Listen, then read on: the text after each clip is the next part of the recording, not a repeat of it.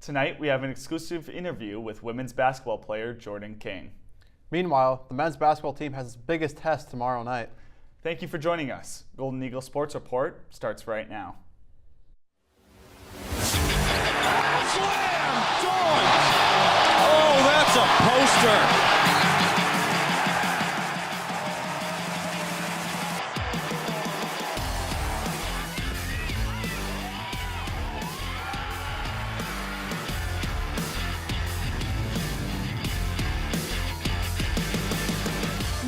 The Jeannie Hayes Virtual Studio at Marquette University.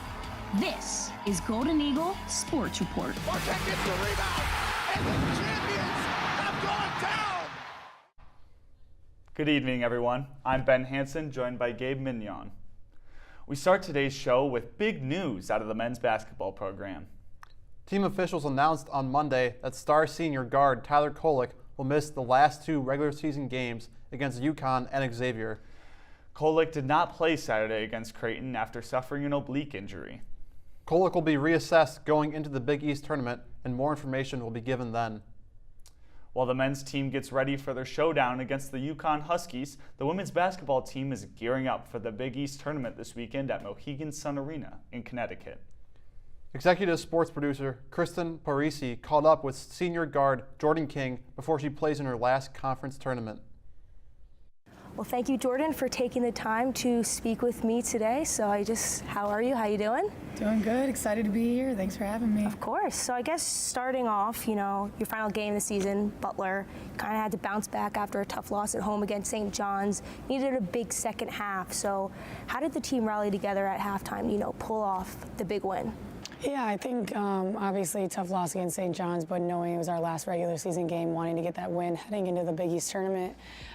So just kind of started off with having like a tournament mentality going into Butler of like, obviously it wasn't win or go home in that situation, but having that like relentless mindset of like every single possession, like it matters, and I felt like our team really came together, was connected, and we bonded over that, and you saw our fight in that second half, like you mentioned, especially Liza getting foul trouble early. It's tough, but I felt that people came in, stepped up in different roles and different positions. We were able to play a four-guard lineup. Haven't done that a lot this year, but people coming in off the bench making impact was really big in that second half of Butler as well. And talking about you yourself, 3 for 3 in the fourth quarter, you kind of stepped up. So how important was this game for you personally heading into tournament play this weekend?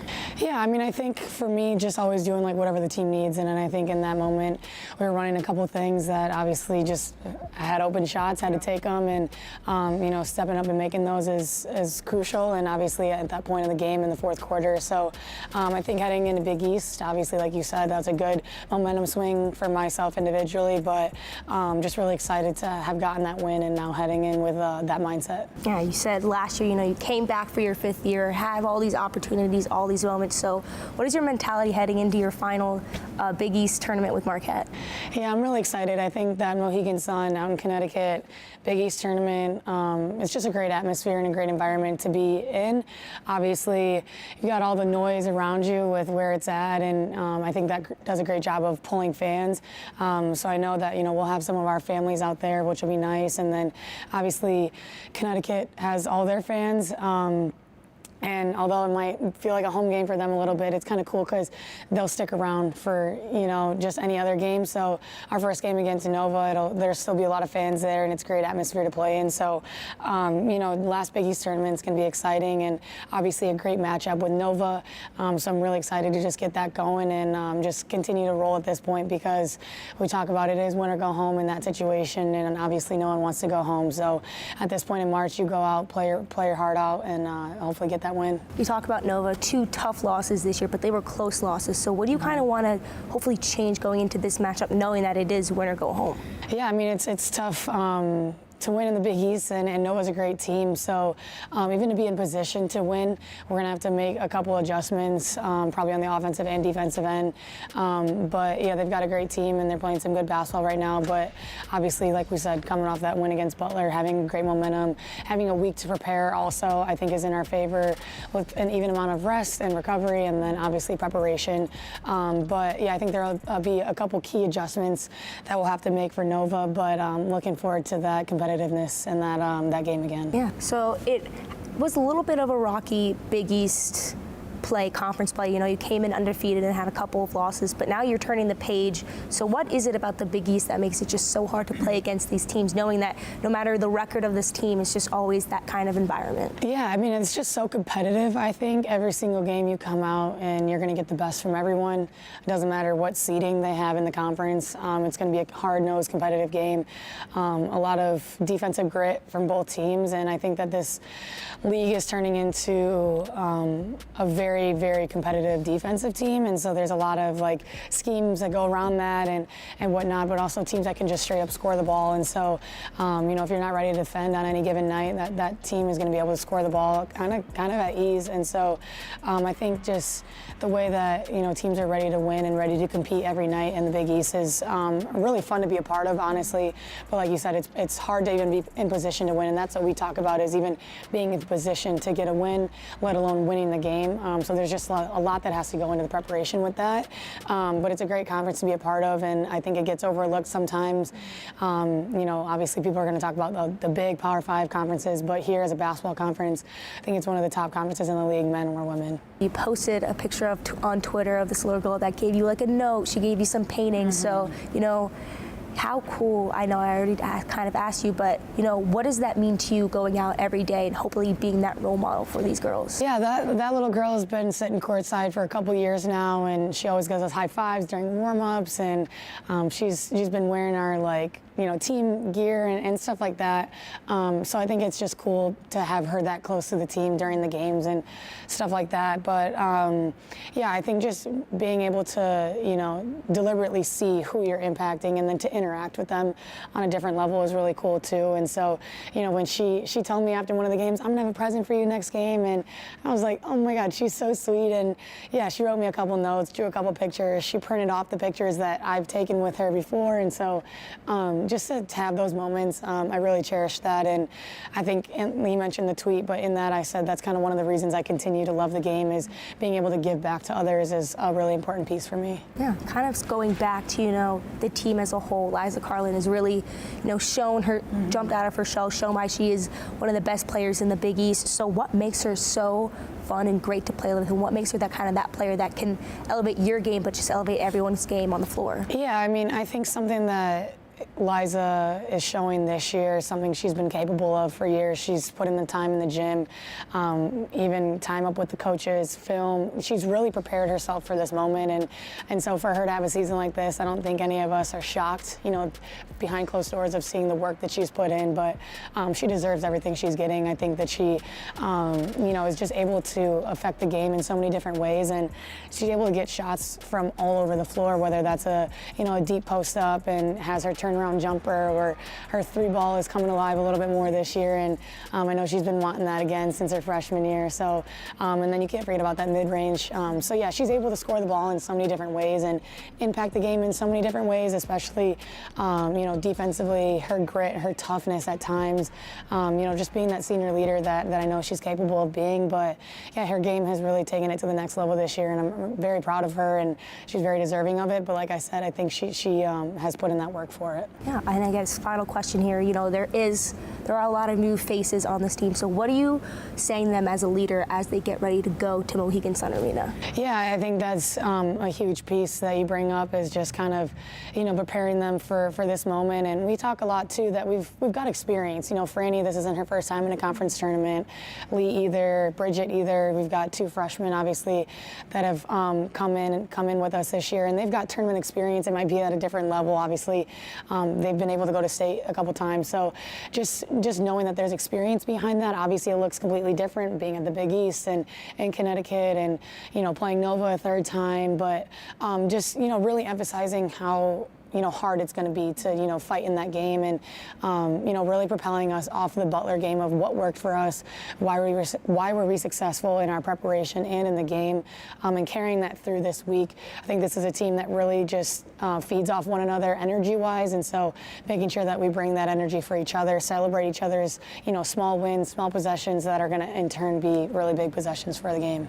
Well, good luck to you all down at Mohegan Sun Arena, and we can't wait to see what happens. Yes, thank you so much. Great interview, Kristen, and make sure you can catch the full interview on our YouTube. Coming up, how will the men's basketball team respond versus UConn? Plus, some of our weekly award winners. So don't go anywhere, as we'll be right back after the break.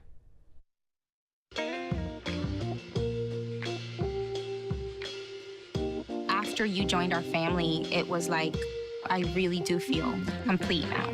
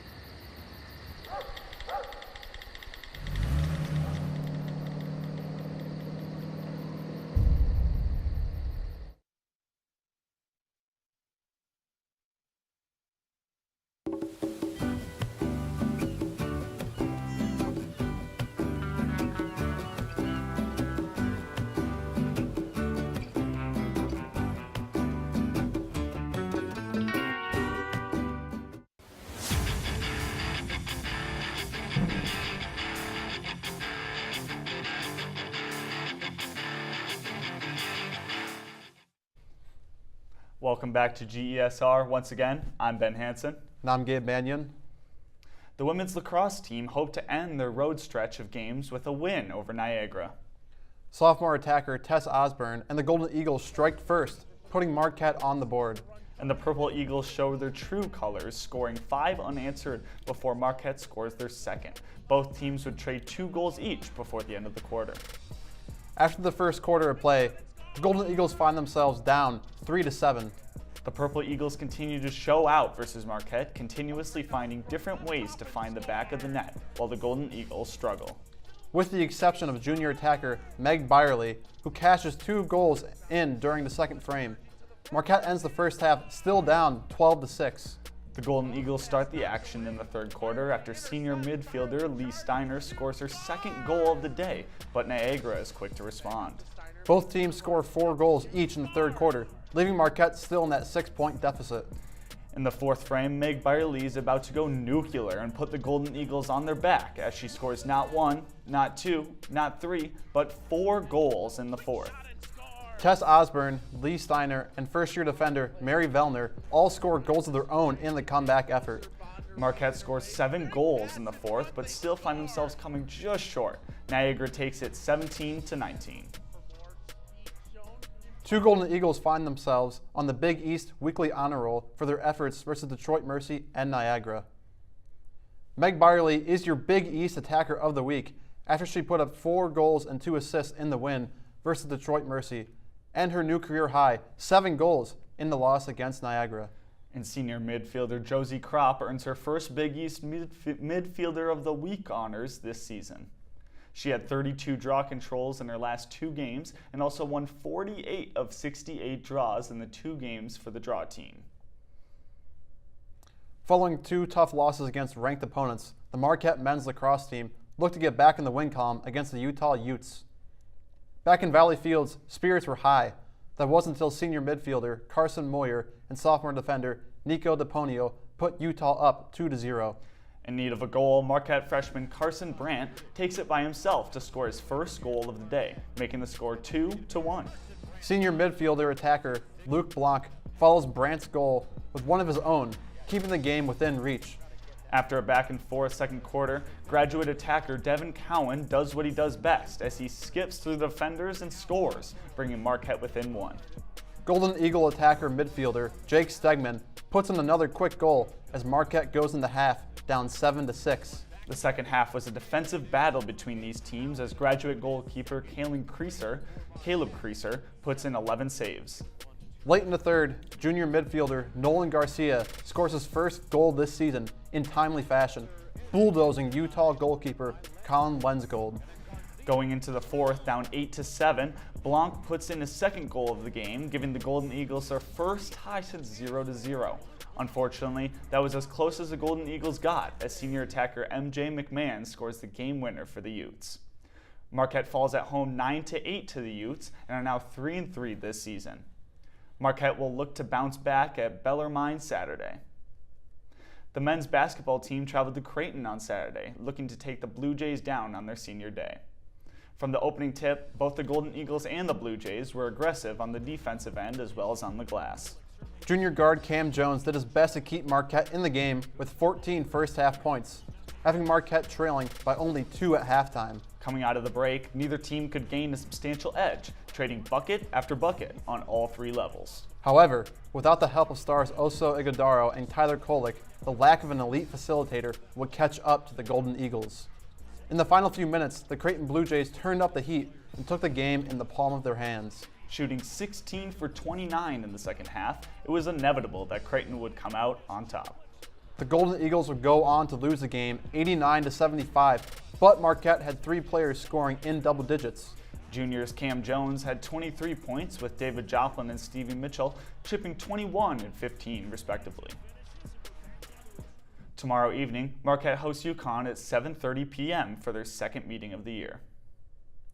Before the game, the Golden Eagles will be honoring Tyler Kolek and Oso Ighodaro as part of the senior night showcasing festivities. The last time these two teams faced off, UConn dominated the game, blowing out Marquette by nearly 30 points, winning the game 81-53. UConn leads the all-time series 9-8, including the blowout loss in February. However, in this matchup, Marquette will be without the talents of Tyler Kolek, as he will be missing the last 2 games of the regular season due to an oblique injury. UConn has already claimed the Big East regular season title outright, and because of its conference record, Marquette can finish anywhere from 2nd to 4th in the Big East. Donovan Clingan and Tristan Newton are leading the Huskies this season and will be the 2 to watch out for tomorrow night. Clingan had a double-double in the game in Hartford with 17 points and 10 rebounds, with Newton adding 15 points and 8 assists. As March is in full swing, the Marquette athletes are up for the test. Here's our awards winners this week. First up, the women's basketball team bounces back on Saturday to earn our Team of the Week. After a tough loss on senior night, Megan Duffy's team responds in a huge way in the regular season finale against Butler. After starting strong, the Butler Bulldogs used a big second quarter to close the gap with Marquette. But with the help of their veteran leaders, the Golden Eagles surged to a dominant 74-52 victory against Butler. Star senior forward Liza Carlin anchors the big win with 20 points. Senior guard Jordan King also chips in 17 points while going a perfect 3 from 3 from deep in the fourth. We head to the women's lacrosse team for our MVP of the week. Standout junior attacker Meg Byerly had a week to remember, tallying a total of 15 points in 2 games for Marquette. In the win over Detroit Mercy, Byerly had a game-high 4 goals to help propel the Golden Eagles to the 19-7 win against the Titans on the road. Byerly keeps the physical play going against Niagara, where she tied her career high of 7 goals and ended the game with a career high 8 points. Although the Golden Eagles fell short against the Purple Eagles, Byerly still had a game to remember. We circle back to the women's basketball team to round out our awards. First-year forward Skylar Forbes has a huge game off the bench to win our 6th Woman of the Week. Forbes grinded out 13 points in the win over Butler, while also grabbing 3 boards to bring home the award. The 13-point outing is Forbes' 5th double-figure scoring game of the season. Men's basketball players David Joplin and Cam Jones earned honorable mention after their big games versus Creighton. Although the men were defeated by the Blue Jays, Joplin and Jones kept the Golden Eagles in the game while missing their top 2 players. Jones continued his double-figure scoring run with 23 points, including 3 shots from deep. Joplin also ends the day in double figures with 21 points. Coming up this week in athletics, the men's basketball team welcomes in the number 2 ranked UConn Huskies for their last home game of the regular season at 7:30. Then the men hit the road on Saturday for their last game of the regular season against Xavier at 4 p.m. The women's lacrosse team is back at home on Friday, hosting the Colorado Buffaloes at 3 p.m. Then the Golden Eagles go on the road again to face Big Ten powerhouse Ohio State on Tuesday at noon. The women's basketball team kicks off their Big East tournament run against conference rival the Villanova Wildcats on Saturday. Tip-off is set for 1:30 p.m. from Mohegan Sun Arena. If the women win, they will be playing on Sunday with their opponent and time to be announced. Finally, the men's lacrosse team kicks off their 5-game road stint on Saturday against Bellarmine at noon. Coming up in other sports, how much will Tyler Kolek's injury impact Marquette? Plus, was the Russell Wilson trade the worst in NFL history? Find out after the break. Patriotism. It inspires passionate debate. It's worn like a badge of honor with good reason, because it means love and devotion for one's country. But what really makes up this country of ours? It's the people. To love America is to love all Americans. This year, patriotism shouldn't just be about pride of country. It should be about love. Love beyond age, sexuality, disability, race, religion, and other labels. Because love has no labels. Sometimes the things we do or say can make others feel hurt, excluded, or isolated. Everything you say and do creates an impact. How am I supposed to save the whole world? You can't think about saving the world.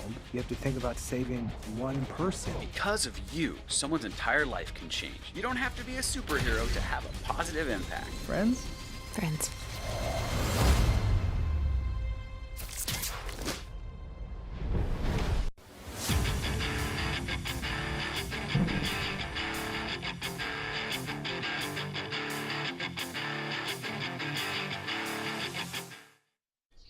And welcome back to Studio 7 as we discuss the latest news in professional sports. Joining me on the panel tonight is Matthew Boltz and Trevor Hilson. Thank you for joining us tonight. Let's get started.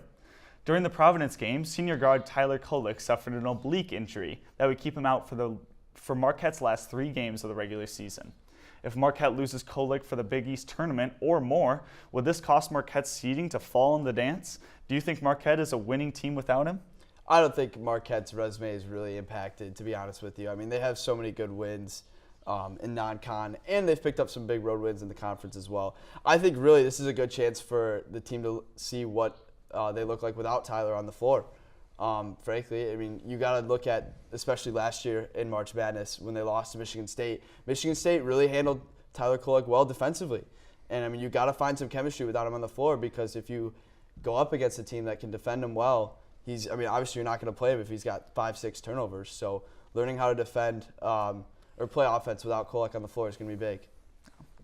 I kind of want to push back on that a little bit. I'd say that, you look at, if Marquette loses tomorrow night against UConn and then at Xavier and then manages to lose in the first round at the Big East tournament, I think you do see that seeding start to slip a little bit. But as Trevor mentioned, it's a big opportunity for some of the younger guys, Trey Norman, Chase Ross, some of those guys to get some more, run on the floor, and for Marquette to learn how to play without Tyler Kolek as well, because if he goes out with foul trouble in the in the big dance or whatnot, they've got to know how to play without him. As Trevor mentioned, Michigan State, he didn't play all that well, and they kind of suffered because of it, and obviously lost the game. So yeah, I think that Marquette, this is a good opportunity for them, but they can't do too much losing, otherwise that seed line will dip down. Yeah, I'm excited to see what Marquette can do without Kolek. So moving away from that, the NFL yesterday, the Denver Broncos announced that when the new league year begins, they will be releasing Russell Wilson. The Broncos traded a haul, including 2 first-round picks and 3 players to the Seahawks for Wilson. They also signed him to a 5-year, $242 million extension, which is not even kicked in yet. Will this go down as the worst trade in NFL history? And how do both sides move on? Look, I have been through struggles at the quarterback position as a Broncos fan. I mean, it's been 8 years now since we've had Manning in a Super Bowl.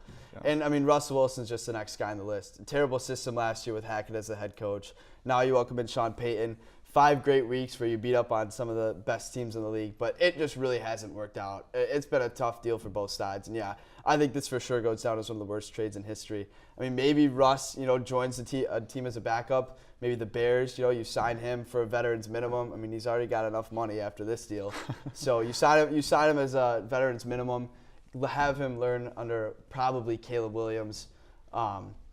But, yeah, no, it'll be interesting to see. But this is definitely one of the worst trades in NFL history. Wow. Okay, first of all, as a Bears fan, I'm not sure what getting Russ really does for us as far as Caleb Williams is concerned. But as a Bears fan as well, I also want to point out that I'm very glad that the Bears didn't trade for Russ because I knew they were in the sweepstakes and talks when that whole thing was going down. So thankful that they didn't go out and get him. But yeah, no, it's a tough trade for Denver. I mean, he just wasn't that great. The whole system wasn't that great. The stuff around him wasn't that great. I don't know. It just wasn't great. The Broncos obviously lost a lot of money, took a big hit in dead cap in releasing him. Yeah, but like Trevor said, I think he could go sign, somewhere to be a backup or potentially mentor somebody. The Bears, not really a realistic possibility. I would hope not. Don't want that juju in Chicago as a Bears fan. But, yeah, I mean, look, tough trade for Denver. But Russ is, a lot of money for Russ, so he's going to go make a lot of money, and he's going to play somewhere. He's not out of the league. He's too good. Yeah. Well, with Wilson staying in the league, so how can Denver move on, and how can they attract free agents? I think it comes out of the draft. You got to draft a quarterback. And there's a couple guys on the list there. I mean, you could look at Jaden Daniels maybe falling. There's the possibility of J.J. McCarthy being available. You look at a guy like Michael Penix. He's there as well. You got to draft a quarterback, soak up that rookie contract, especially since, now you really don't have a lot of money. So praying that we get a franchise quarterback, but it's got to be one of those guys. Yeah.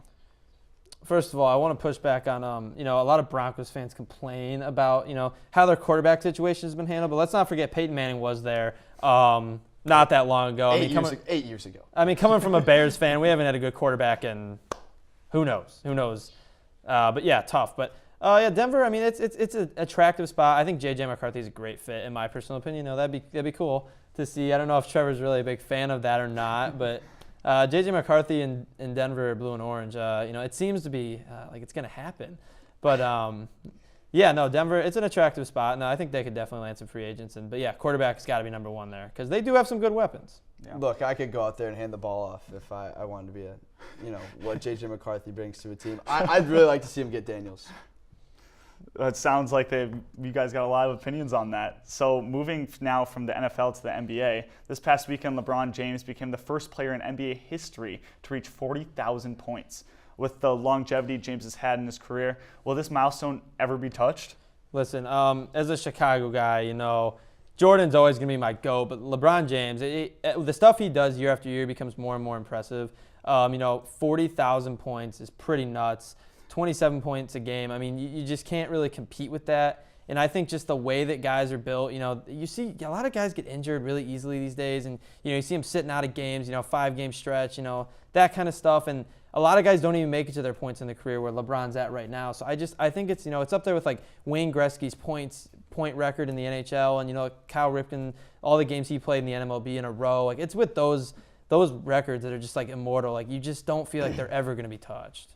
Yeah, I mean, it took so long for Kareem's record to be touched at that. I mean, granted, the scoring in the NBA has gotten just a lot more complex. I feel like the offensive game nowadays is unbelievable.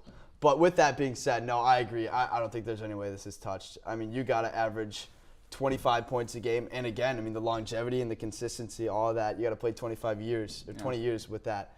So, no, yeah, there's no way this is touched, in my opinion. This is quite the record.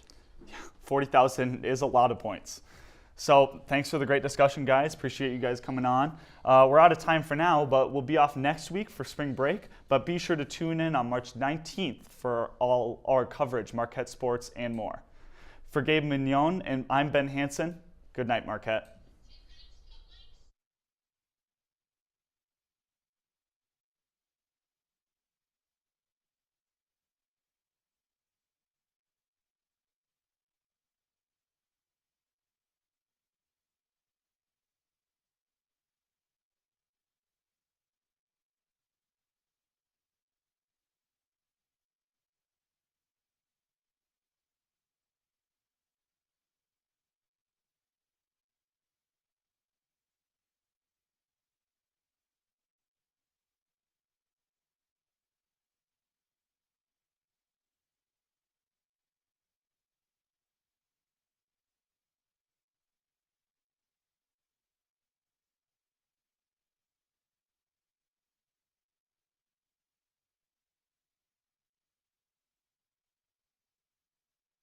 STEM is precise, no margin for error. Dare to forget that.